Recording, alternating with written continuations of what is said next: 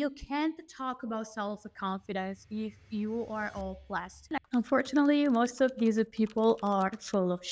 I never really liked the self-help gurus or simply influencers because they are so out of touch with reality. Whenever I tell you to not to trust every single thing that you see on social media, that's the main reason why. If you have been on the internet for quite a while, you remember Anna Paul. In case you don't remember Anna Paul went viral on TikTok around 2021, nearly 2022. She said that she was a fly assistant. There was this TikTok video where she was basically explaining the reason why you should never be afraid of flying. People started digging about her past and before finding out that she was an OnlyFans creator, people were also pointing out the fact that she started on YouTube as a small creator. If you go onto her first YouTube video, you're gonna see Anna Paul saying that she basically comes from a very poor family, that they used to live in the car because they couldn't even afford a house. Anna Paul started becoming the self-help guru on mainly TikTok. At a certain time, she was also going around with this G-Wagon white car, and she was posting that on TikTok telling her fans that if you saw her car around, you could go and sign your name on the car. People started loving her more and calling her very authentic. Anna did something that most influencers nowadays don't do. She started receiving so many hateful comments of people claiming that she was not natural because she has had a rhinoplasty, lip fillers, and the BBL. One day she went on TikTok and she addressed all of this, saying, I'm not natural beauty. I never claimed to be a natural because I've always been so transparent with any of you about my personal life and everything that I went through. People started digging up her past even more. They eventually found out that she used to be best friends with another TikTok influencer. People started asking her questions about Anna Paul, and they're like, how is Anna in real life? Is she really the person that she claims to be online? After a full year of suspense, Michaela broke her silence, and she basically threw a lot of shit on Anna, saying that she was never poor to begin with, that every single time she uploaded a video here on YouTube claiming that she came from a very poor family, Michaela, because she was her best friend and at that time she was visiting Anna's family a lot of times, said that their family was so mad and her parents were begging Anna to take these videos down because they didn't want to be recognized, and they were like, this is just false information. Why are you spreading such a thing? And Anna's response was just, I need to go viral. So this is why I started this whole video saying that most of these self-help gurus, influencers are full of shit because they are gonna give you advices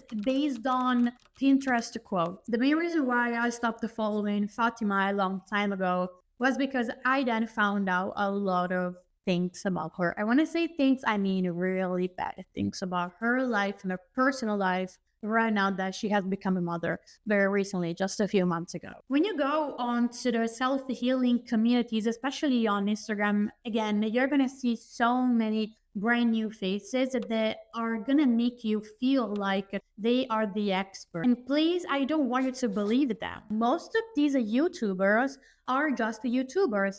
They are never going to compare to a real licensed therapist. They are never going to compare to someone who has a title. Really claim to be healed, fully healed, then why are you sitting in front of a camera recording yourself yelling for 20 minutes? That doesn't make any sense. And then you go and make another video next week saying that you really don't have to give a fuck about what people say about you on the media, that you need to have a regulated nervous system.